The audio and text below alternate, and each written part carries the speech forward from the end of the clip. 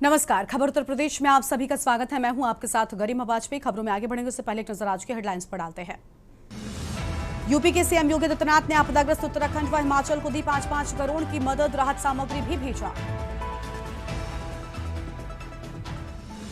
UP में सभी universities व कॉलेज में मान्यता और प्रवेश प्रक्रिया की होगी जांच, सीएम ने 15 दिन में तलब की रिपोर्ट। नेपाल में चल रहे प्रदर्शन के मद्देनजर महाराजगंज के भारत नेपाल की सुनौली सीमा पर बढ़ाई गई सुरक्षा व्यवस्था, लोगों पर लगातार रखी जा रही है प्रशासनिक निगरानी। यूपी में अब ऐप से जुड़ेंगे सभी निजी विश्वविद्यालय एवं महाविद्यालय, उच्च शिक्षा मंत्री बोले अनियमितता पर होगी कार्रवाई। अयोध्या में 18 घंटे बाद खुले राम मंदिर और हनुमानगढ़ी के कपाट, सरयू स्नान के बाद दर्शन के लिए उमड़े श्रद्धालु।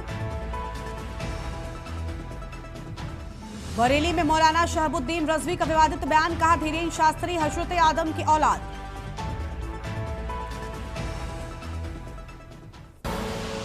आप देख रहे हैं के न्यूज, खबरों का सारथी।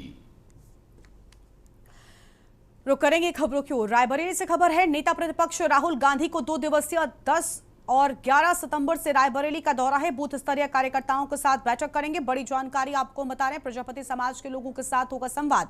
नेता प्रतिपक्ष राहुल गांधी का 2 दिवसीय गोरा बाजार चौराहे स्थित अशोक स्तंभ का करेंगे लोकार्पण। मुलेहा मऊ गांव में बने वीरापासी ग्राम वन में करेंगे पौधारोपण। ऊंचा विहार विधानसभा के बूथ स्तरीय कार्यकर्ताओं के साथ बैठक की बात सामने आई है। बड़ी जानकारी आपको हम बता रहे हैं।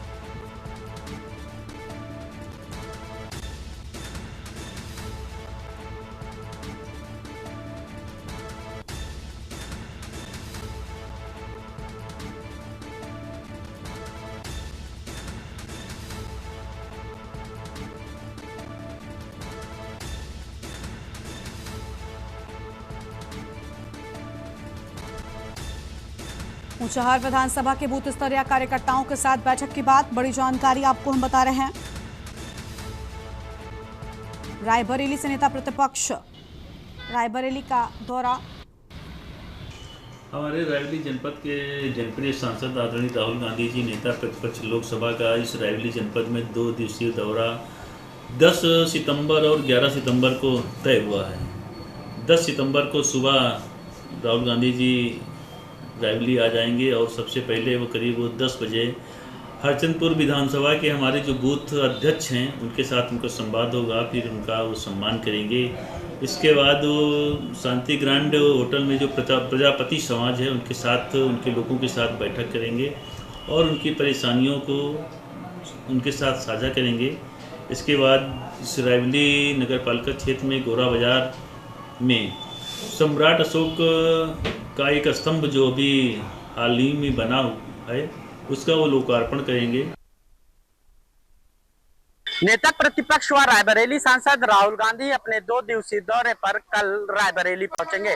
आपको बता दें कि राहुल गांधी का रायबरेली 2 दिवसीय दौरा है, जहां पर वो लखनऊ से बाई सड़क हरचंदपुर विधानसभा क्षेत्र पहुंचेंगे, जहां पे वो बूथ कार्यकर्ताओं के साथ बैठक करेंगे। उसके बाद शहर के प्रगतिपुरम स्थित एक होटल में प्रजापति समाज के साथ राहुल गांधी बैठक करेंगे। वहां से निकल करके राहुल गांधी गोरा बाजार जाएंगे, जहां पर अशोक स्तंभ का लोकार्पण करेंगे। फिर मुलिया मऊ राहुल गांधी पहुंचेंगे, जहां पे वो वृक्षारोपण का कार्यक्रम करेंगे। वहां से सीधे वो भोईमऊ गेस्ट हाउस जाएंगे। उसके बाद वो ऊंचाहार के लिए रवाना हो जाएंगे, जहां पे वो बूथ कार्यकर्ताओं के साथ बैठक करेंगे। उसके बाद राहुल गांधी के दौरे के दूसरे दिन रायबरेली जिले के कलेक्ट्रेट स्थित बचत भवन आएंगे, जहां पे दिशा की बैठक में राहुल गांधी अध्यक्षता करेंगे। बताया जा रहा है कि राहुल गांधी इस बार 2.5 महीने बाद एक बार फिर रायबरेली पहुंचेंगे, जहां पे वो दिशा की बैठक में अध्यक्षता करेंगे। रायबरेली के विकास कार्यों को लेकर बैठक करेंगे, जहां बीते दिनों जो विकास कार्य को लेकर के चर्चा करेंगे कि आखिर जिस मुद्दों पे चर्चा हुई उस पर कितने प्रगति हुई, उसको भी राहुल गांधी जानने का कार्य करेंगे। वहीं राहुल गांधी के दौरे को लेकर जिला प्रशासन पूरी तरह से अलर्ट मोड पे दिखाई दे रहा है। केशवानंद शुक्ला, के न्यूज, रायबरेली। उत्तर प्रदेश के कैबिनेट मंत्री दिनेश प्रताप सिंह ने राहुल गांधी को लेकर एक पोस्ट किया है। कहा कि राहुल गांधी को सिर्फ वोट से मतलब है। उन्होंने कहा कि राहुल गांधी को अपने रिश्तों से कोई मतलब नहीं। राहुल गांधी को वोट की याद आती है तो अपने रिश्ते याद आते हैं। उत्तर प्रदेश सरकार के कैबिनेट मंत्री दिनेश प्रताप जी इस वक्त मेरे साथ में हैं। जिस प्रकार से अगर देखा जाए तो आपने कल राहुल गांधी को लेकर के एक ट्वीट किया है, क्या उसमें आपके द्वारा प्रतिक्रिया दी गई?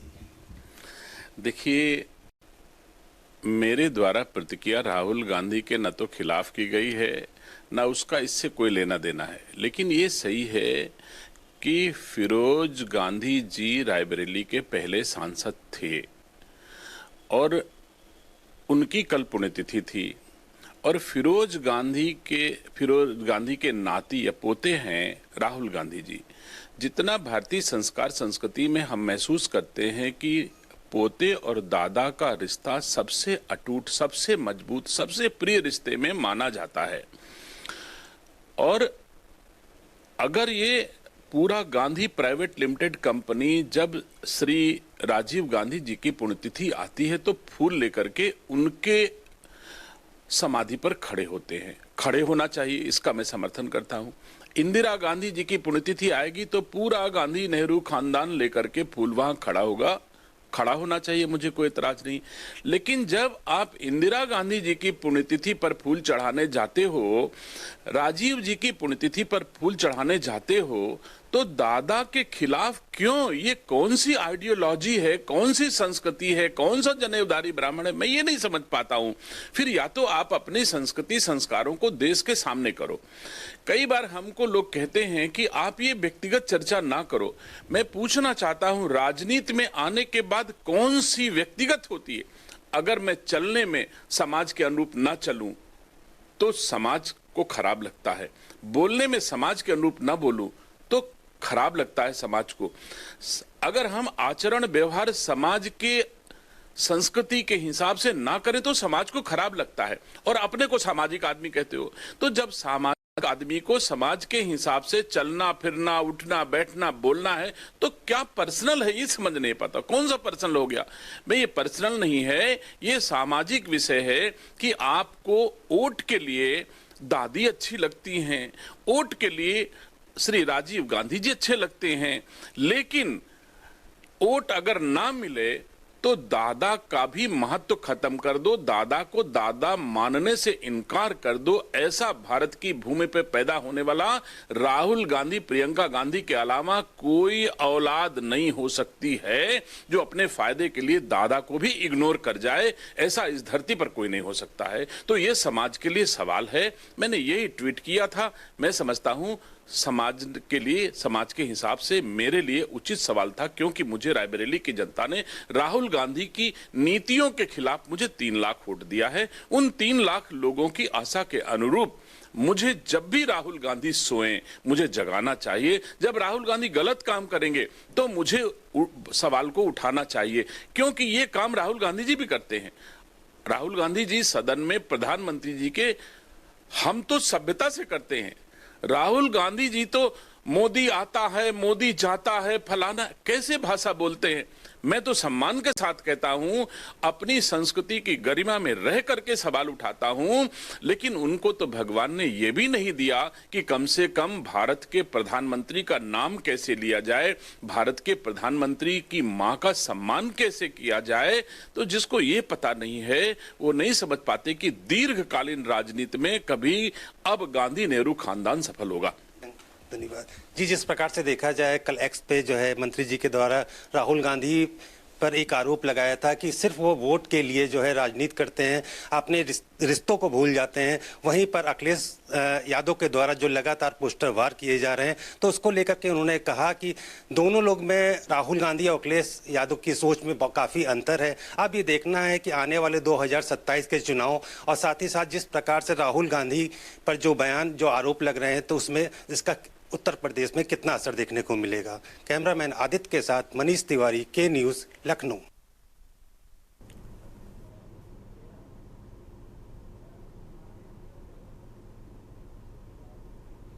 और इस सीधा आपको देहरादून लेकर चलते हैं, जहां पर हिमालयन दिवस के मौके पर मुख्यमंत्री पुष्कर सिंह धामी पहुंचे हुए। तस्वीर आपको दिखाते हैं।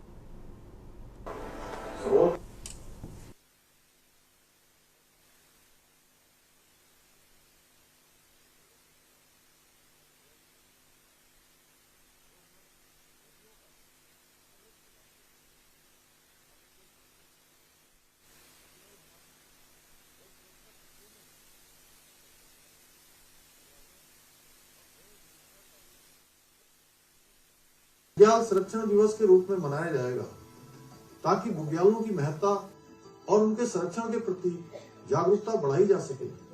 हिमालय दिवस हमें यह संदेश देता है कि हम अपनी इस पवित्र विरासत को बचाने के लिए सामूहिक जिम्मेदारी उठाएं।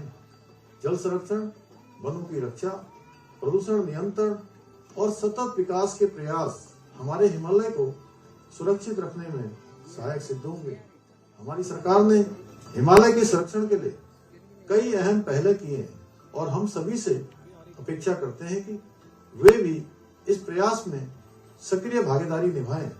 आइए हम सब मिलकर हिमालय को स्वच्छ, समृद्ध और स्वस्थ बनाएं, ताकि हमारी आने वाली पीढ़ियों के लिए भी जीवन का संबल बना रहे। इस हिमालय दिवस पर मेरी आप सभी से अपेक्षा है कि प्रकृति के प्रति अपनी जिम्मेदारी समझें और हिमालय को संरक्षित करने में अपनी महत्वपूर्ण भूमिका निभाएं। आइए हम सभी मिलकर इस पवित्र धरोहर की रक्षा करें और इसे आने वाली पीढ़ियों के लिए सुरक्षित बनाएं। धन्यवाद। जय देवभूमि, जय उत्तराखंड। उत्तराखंड तो हिमालय दिवस कार्यक्रम पर पहुंचे थे मुख्यमंत्री पुष्कर सिंह धामी, जिनकी उनसे अहम बातें कही गई हैं। वापस से रुक कर लेंगे खबरों की ओर। प्रयागराज से खबर है, 10 सितंबर को से बंद रहेगा फाफामऊ पुल। रूट डायवर्जन के कारण 32 किलोमीटर घूमकर जाना होगा शहर। लाखों की आबादी होगी प्रभावित। मरम्मत किया जा रहा रूट बंद। 15 दिनों के लिए फाफामऊ पुल को बंद किया जाएगा। बड़ी जानकारी आपको हम बता रहे हैं। रूट डायवर्जन के कारण 32 किलोमीटर घूमकर जाना होगा शहर। मरम्मत के चलते ये बड़ा कदम उठाया जाएगा।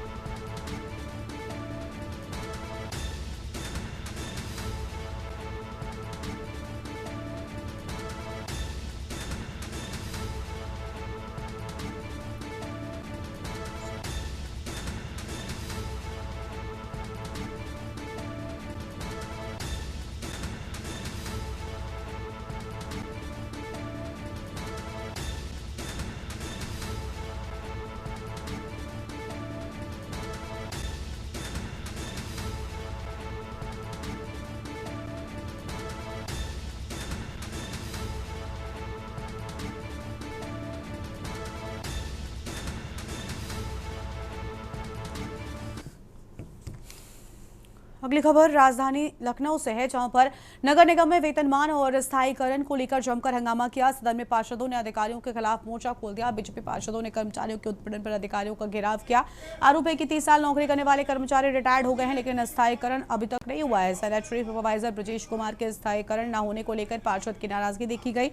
वहीं महापौर ने बीजेपी पार्षदों के विरोध को देखते हुए जांच बिठाई है। नगर निगम के स्वास्थ्य विभाग का पूरा मामला है। पार्षदों का कहना है अधिकारी अपने चौथे कर्मचारियों का वेतन बढ़ा देते हैं, लेकिन अन्य कर्मचारियों को नजरअंदाज किया जाता है। पार्षदों का कहना है कि 18,000 सामान्य वेतन अस्थायी कर्मचारियों का होना चाहिए।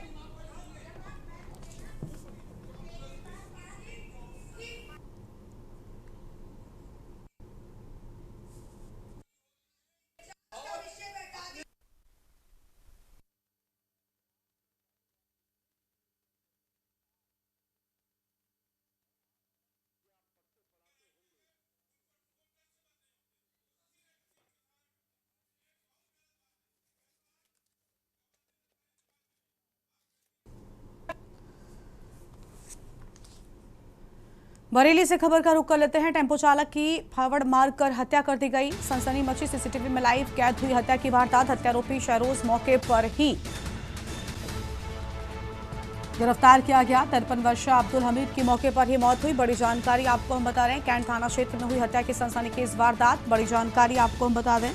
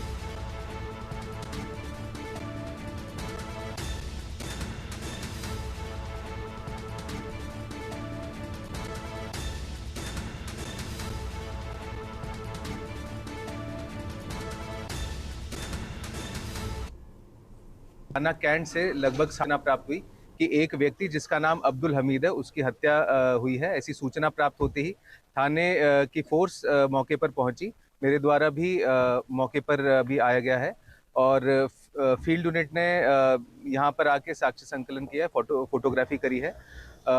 बॉडी का अभी पंचायतनामा अभी भरा जा चुका है और जो बॉडी है इसको पोस्टमार्टम के लिए अभी भेजा जा रहा है। इसमें जो आरोपी है उसको मौके से ही गिरफ्तार कर लिया गया है। अभी क्या कारण रहा हत्या करने का, इसकी पूछताछ अभी की जाएगी। खबर कर्मयोगी भगवान श्री कृष्ण की पुण्य जन्मस्थली मथुरा से है, जहां पर इन दिनों ठाठे मारता यमुना का जल तटवर्ती निवासियों को दहशत से भर रहा है। एक तरफ हजारों एकड़ भूभाग पर खड़ी फसलें नष्ट हो चुकी हैं, तो वहीं दूसरी ओर बाढ़ से पानी से घिरे लोग दुश्वारियों के दौर से गुजर रहे हैं। और आपको बता दें कि संतों में शामिल संत प्रेमानंद महाराज अनुयायियों के बीच सनातन संस्कृति के ध्वजवाहक माने जाते हैं। इससे विश्व कल्याण का संदेश देने वाली सनातन संस्कृति के अनुरूप आचरण करते हुए संत प्रेमानंद ने शिष्यों सहित यमुना के विराट स्वरूप के दर्शन किए हैं। केलीकुंज से निकलने के बाद वराह घाट पहुंचकर संत ने स्टीमर पर सवार होकर बाढ़ क्षेत्र का भ्रमण शुरू किया। इस दौरान सौरभी वन होकर सबसे अधिक बाढ़ प्रभावित क्षेत्रों में पहुंचकर उन्होंने साथ मौजूद शिष्यों से जरूरतमंदों को शुद्ध पेयजल सहित खाद्य सामग्री भी उपलब्ध कराई है। आमतौर पर भक्तों और अनुयायियों से संवाद स्थापित करते दिखाई देने वाले संत के मुंह पर बाढ़ विभीषिका ने जहां ताला लगाए रखा, वहीं चेहरे से मुस्कान का भाव भी नदारद रहा है।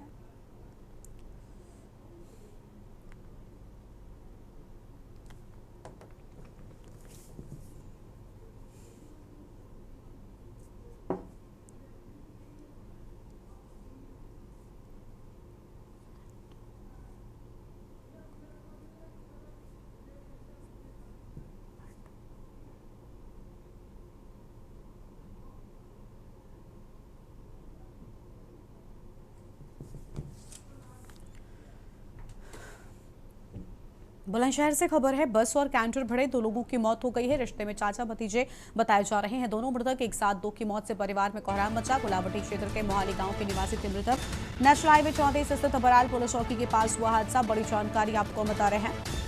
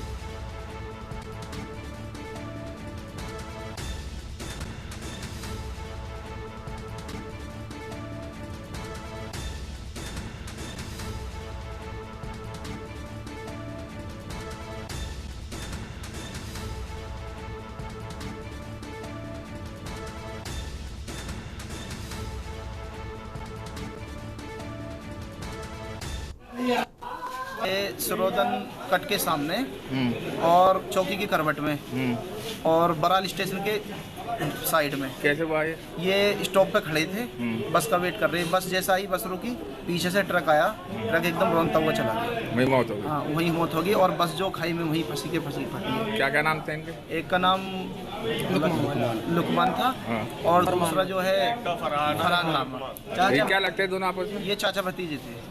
ये कहाँ के रहने वाले हैं? ये रहने वाले मोहाली के।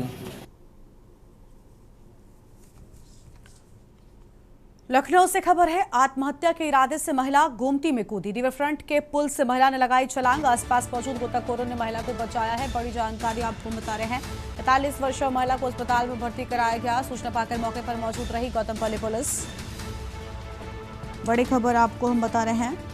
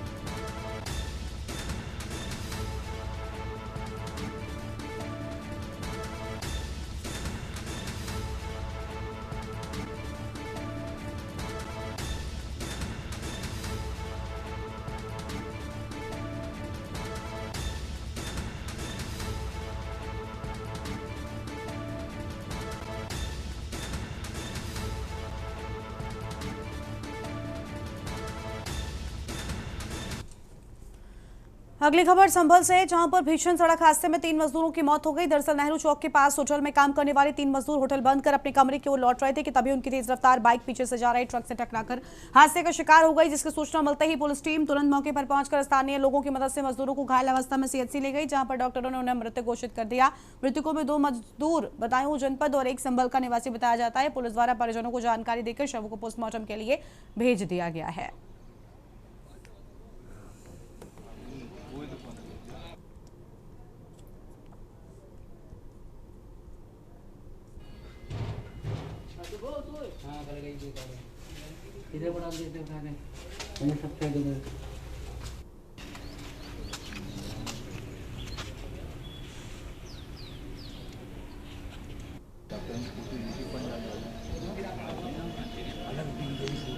ये होटल पे से आ रहे थे, 3 बच्चे थे ये, और आगे जैसे ही ये थोड़ा सा रोड पे चढ़े होटल के बाद में, तो आगे मतलब एक कैंटर जा रहा था वो, और वो कैंटरर जो है उसने ब्रेक लिए और मतलब डिसबैलेंस उसका बिगड़ा और उसमें कट मार के जो है उसमें ठुक गए। ऐसे बच्चे आ रहे थे, आगे ट्रक जा रहा था, ट्रक वाले ने ब्रेक लिए, बच्चे एकदम उसमें लड़ गए, वो मार के आगे को बढ़ गया, बाद में पकड़ा गया।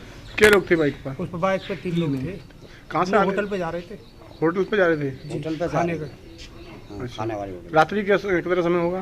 करीब 1 के आसपास की टाइम। वो ट्रक से हुआ था, क्या नाम है, तीनों बाइक पे थे वो। मैं तो दिल्ली से आया हूँ, ट्रक वाले ने ब्रेक ली और ये सब भाई आए हमारे तो पैक करके जब तक भेज दिया था यहाँ पे। इस बुलेटिन में इतना ही। देखते रहिए के न्यूज़ इंडिया। नमस्कार। मसाले लाए हैं फ्रेश लॉक टेक्नोलॉजी, जो रखे